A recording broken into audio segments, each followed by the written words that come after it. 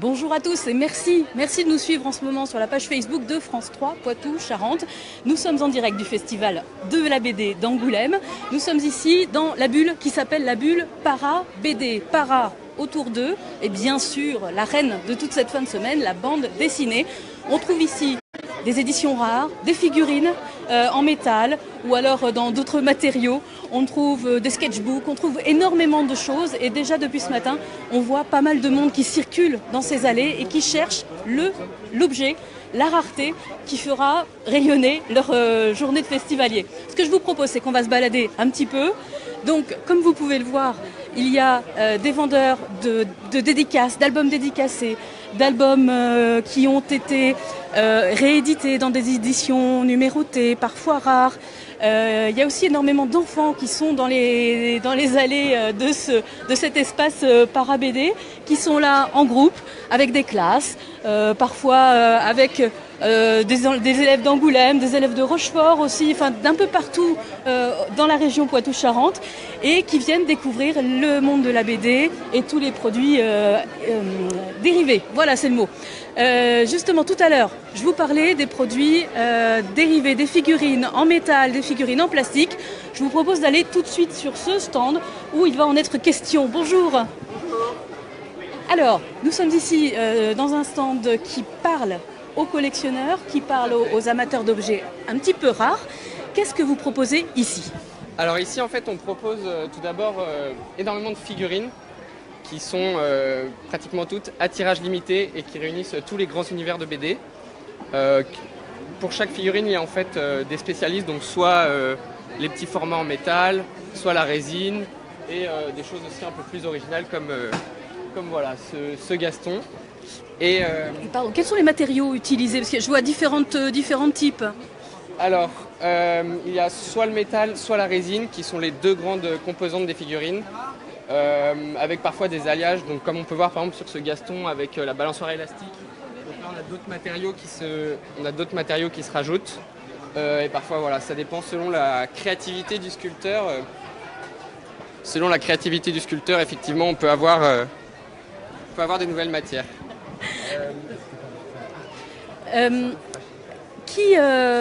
Qui achète ? Est-ce que c'est monsieur et madame tout le monde, le lecteur, je dirais, irrégulier de bande dessinée, ou il faut vraiment être féru pour investir dans ces objets-là ? Alors en fait, ça dépend. Je dirais qu'il y a quand même un très gros vivier de collectionneurs qui sont vraiment extrêmement connaisseurs des figurines, des sorties. Ils savent même souvent avant nous ce qui va être fait, ce qui va sortir. Ils connaissent les sculpteurs, ils connaissent les fabricants. Ils sont vraiment très au fait de ce qui va se faire. Et il y a aussi des gens voilà, qui craquent pour une pièce ou qui veulent faire un cadeau et qui effectivement du coup choisissent un peu la personnification du personnage qu'ils adorent ou que leurs proches adorent. On se demandait aussi, pardon de vous interrompre, le marché est-il en croissance ? Moi j'ai l'impression d'en voir de plus en plus des figurines comme cela dans différents magasins, sur internet aussi. Est-ce qu'il y a une clientèle qui augmente ? Alors oui, c'est vrai qu'il y a de plus en plus de personnes qui sont amateurs de ces pièces. Il y a de plus en plus de sorties et surtout on a un gros gain de compétences de la part de certains fabricants qui commencent à faire des pièces avec des éléments qui sont vraiment petits, fins, un savoir-faire qui n'était pas forcément très développé il y a longtemps et qui aujourd'hui devient vraiment impressionnant parce qu'ils arrivent à faire des pièces qui sont assez exceptionnelles. Alors mon collègue qui est à l'image va se rapprocher un petit peu pour le montrer à tous ceux qui nous regardent en ce moment sur la page. Vous pourriez donc nous parler de celle-ci en particulier ? Donc cette pièce, c'est Gaston dans le nid des bébés marsupilami. C'est un dessin original de Franquin que vous pouvez voir juste derrière. C'est une pièce qui a été réalisée donc, par Faribol. C'est une exclusivité en fait. On l'a vraiment fait développer uniquement pour notre site. Et c'est une pièce qui est livrée avec un certificat imprimé en sérigraphie et qui est numéroté sur le socle comme vous pouvez le voir. Donc le certificat, la numérotation, deux éléments très importants des figurines de collection qui authentifient effectivement la valeur de l'œuvre. Alors forcément la question c'est par exemple ce nid qui est rare, donc précieux, combien il coûte ? Alors celui-ci c'est une pièce à 1 250 €. Dans la gamme collector, en fait, on va avoir différentes gammes de prix. Ça va de plus ou moins la centaine d'euros à plusieurs milliers d'euros selon les pièces, selon la complexité, selon les matériaux et selon la valeur ensuite qu'elle peut prendre. Écoutez, merci beaucoup. Une dernière question. Les portes ont ouvert ce matin. Comment ça se passe? Est-ce qu'il y a du monde? Pour l'instant, ça se passe très bien. C'est notre première édition en fait. Et voilà, on est super contents. Nous, on est une boutique de vente en ligne et là, on a plein de gens qui sont venus nous voir, qui nous disent qu'ils nous suivent, etc. Donc, c'est super de rencontrer les clients en vrai et de pouvoir un peu leur montrer tout ce qu'on a à proposer. Eh bien, alors, où peut-on acheter les fèves de Gaston? Les fèves de Gaston, c'est une excellente question. En ces périodes de galette des rois chez le boulanger, peut-être, je sais pas. En tout cas, c'est pas dans votre boutique. Alors nous, dans notre boutique, ça va être plutôt le collector. Donc peut-être quand il y aura des fèves un peu plus limitées, peut-être. Là, comme ça, je ne saurais pas trop vous dire, j'avoue. Merci en tout cas pour toutes ces explications. Et c'est vrai que vous qui nous suivez sur la page Facebook de France 3 Poitou-Charentes, vous le savez, vous pouvez poser vos questions sur Facebook. On essaiera d'y répondre dans la mesure du possible, soit dans le cadre de ce direct, soit un petit peu après dans les commentaires, une fois qu'on aura, entre guillemets, raccroché. Deuxième étape de ce direct dans l'espace, nous sommes toujours dans l'espace Parabédé, donc sur les produits dérivés et sur les raretés de certaines éditions. Je vous propose d'aller cette fois en face. Alors là, vous le voyez, c'est l'univers de l'album BD. Il n'y a que ça. Et pour tout vous dire, on est passé 2-3 fois devant. Il y a toujours du monde pour venir voir cet espace. Bonjour. Bonjour. Hop. Enchanté. Bonjour, Jean-Pierre Martin. Donc, on est le magasin Bulle Magique. Voilà. Et on est spécialisé en bande dessinée particulièrement. Voilà. Du moins sur Angoulême, on expose que de la bande dessinée. Très bien. Qu'est-ce que vous avez comme type de bande dessinée? J'imagine qu'il faut faire des choix quand on vient sur un salon. On n'emmène qu'une petite partie de ce qu'on a, hein, évidemment. Après, on essaye de communiquer sur le fait qu'on a beaucoup de choses, mais après, ça se fait par correspondance tout au long de l'année. Donc ici, sur le stand, on a fait plusieurs pôles. On a fait un pôle manga, un pôle comics, des pôles d'édition ancienne, plus ou moins rares, et des BD d'occasion. Voilà. Hop, change de place. Pour parler par exemple manga, là on est pratiquement dessus, quelles sont les particularités du marché manga que vous pouvez proposer aux visiteurs et aux festivaliers? Alors, ce qu'on peut dire, c'est que bon, déjà on essaye d'être sur des prix attrayants. Voilà. Donc on fait des choix, on ne sait jamais trop, encore une fois on n'emmène qu'une partie. Donc, Alors, cette année, il y a une grosse partie du festival dans les expositions qui est consacrée au japanisme. Vous sentez que c'est un marché, parce que voilà, il est question de ça aussi, d'un marché, d'une littérature qui plaît aujourd'hui encore et toujours? Oui, bien sûr. Bien sûr. C'est une littérature qui plaît, notamment au jeune public. Moi, je dois bien avouer, j'ai lu très peu de mangas, j'ai très peu de temps pour lire tout ce que j'aimerais lire. Et j'avoue que le manga, je le connais à travers les clients, mais pas... voilà. Alors j'imagine que vous avez une ou deux pépites dans votre stand, des choses que vous appréciez ou particulièrement. Vous pourriez nous en montrer? Bien sûr, ouais.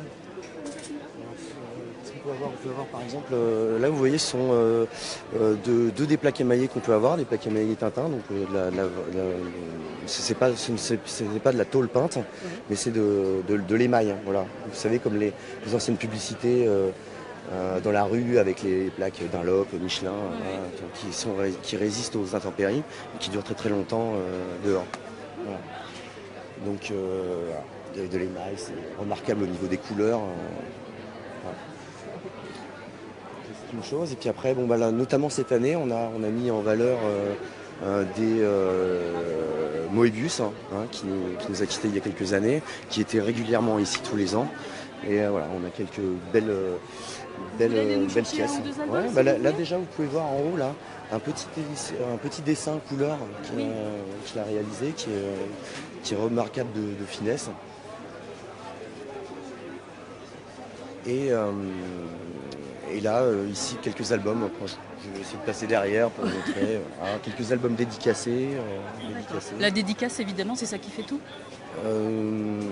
Pas forcément, il y a beaucoup d'albums qui ne sont pas forcément bien réédités et déjà l'album en lui-même sont assez recherchés. Et bien sûr, quand il y a un dessin, une dédicace de l'auteur, C'est un vrai plus. Oui, bien sûr. D'accord.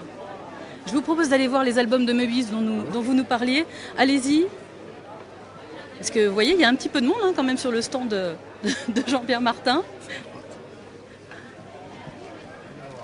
On a ici par exemple des petits albums anecdotiques mais qu'on a du mal à trouver, surtout dans des états comme ça, voilà, des petits flipbooks. Oui.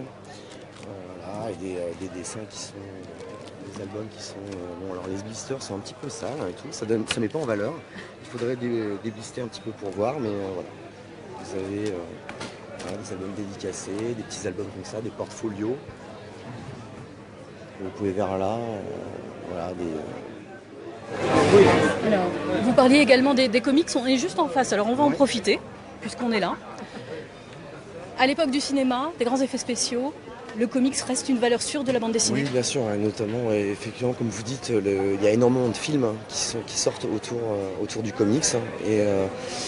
Et donc le comics existe depuis, on va dire que, je ne vais pas dire de bêtises, mais bon, notamment les Strange, qui sont vraiment les comics qui ont les ventes ont explosé, avec notamment ce titre-là, Strange, voilà, qui est sorti le numéro 1, c'est le 5 janvier 70, le tout premier numéro. Voilà. Et c'est la série phare ancienne des années 70, 80, 90, qui est recherchée. Notamment, on peut voir dans les premiers numéros, déjà, il y avait des bourses d'échange de gens qui cherchaient les tout premiers numéros dès le début, quoi. Voilà. Eh bien, merci beaucoup. Par exemple, les titans dans lesquels sont apparus Star Wars, voilà, en bande dessinée, sont apparus dans les titans. Donc tout ça, c'est un univers qu'on peut découvrir à travers la BD. Il n'y a pas que le cinéma et voilà, c'est d'abord la BD. C'est ça qu'on oublie pour les plus jeunes, entre guillemets, génération. On oublie que c'est d'abord de la BD, tout cet univers-là. Merci beaucoup pour ces explications et cette visite guidée. Nous, on va continuer, poursuivre un petit peu notre marche. Vous voyez, il y a encore un petit peu de monde. Alors c'est sûr, ça doit être un petit peu moins j'ai envie de dire chargé de monde que ça ne peut l'être en ce moment dans les bulles, avec les grands éditeurs, les dédicaces d'auteurs qui sont et qui ont commencé elles aussi ce matin. Vous pouvez voir là un petit peu toute la diversité de ce qui se fait, tous les univers à la fois graphiques, éditoriaux aussi, qu'on peut trouver sur cet espace para-BD qui regroupe à peu près une cinquantaine d'exposants, un petit peu toutes catégories confondues. Et puis je vous propose d'aller voir un dernier espace qui, voilà, il y a peut-être parmi vous des gens qui connaissent cette pratique, cette manière de lire. C'est la lecture numérique sur tablette, donc pour découvrir la bande dessinée. On y va de ce pas. Bonjour. Pour France 3 Poitou-Charentes, nous faisons un petit peu le tour de cet espace para-BD et nous avons été interpellés par votre stand.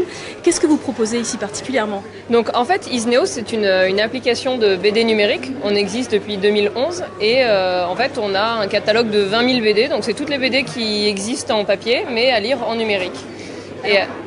Et après, en fait, on a surtout une offre la plus intéressante, c'est l'abonnement avec 3000 BD à lire en illimité à 9,99 € par mois. Voilà. Et comment est-ce qu'on lit une BD sur tablette ? C'est sur tablette uniquement ou sur téléphone ? Comment ? Alors, c'est sur téléphone et sur tablette. Là, par exemple, si je lance Les Mignons, donc sur la tablette, c'est vraiment pratique parce qu'en fait, l'écran est vraiment fait pour ça. Mais après, sur téléphone, on a un mode qui s'appelle le mode Easy Comics où on double tape sur la case. Et hop, on a les cases et ça permet vraiment c'est le format idéal pour le smartphone pour pouvoir lire donc les BD en case à case. Voilà.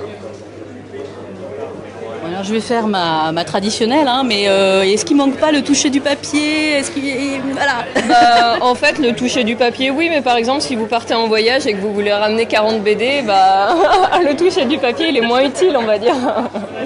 Voilà. Et puis là, surtout, en fait, pour ceux qui ont le Orange, en fait, maintenant, tous ceux qui ont les forfaits Orange peuvent avoir l'abonnement Isneo en inclusion dans leur forfait, donc c'est assez pratique pour lire autant qu'on veut et pour lire beaucoup. Voilà. Merci beaucoup en tout cas pour ces explications. Donc vous êtes là pour la durée du salon. Exactement. Très bien. Merci à vous. Eh bien écoutez, voilà, vous avez vu un petit peu un échantillon de ce qui se fait en ce moment dans l'espace Parabédé. Vous voyez, les allées sont longues, il fait chaud. J'espère que vous avez bien mangé votre sandwich pendant ce direct, que ça vous a intéressé aussi. N'hésitez pas à commenter, même à posteriori, à partager, bien sûr, à liker la page de France 3 Poitou-Charentes, évidemment. Et puis nous, on se retrouve très bientôt pour de nouveaux directs. Et c'est sûr, demain, il y en aura un à 13h dans un autre espace, dans une autre bulle du Festival international de la BD à Angoulême. Bonne journée à tous. C'est dommage, parce que c'était nouveau. On arrive trop tard. C'est dommage. Oh, pardon.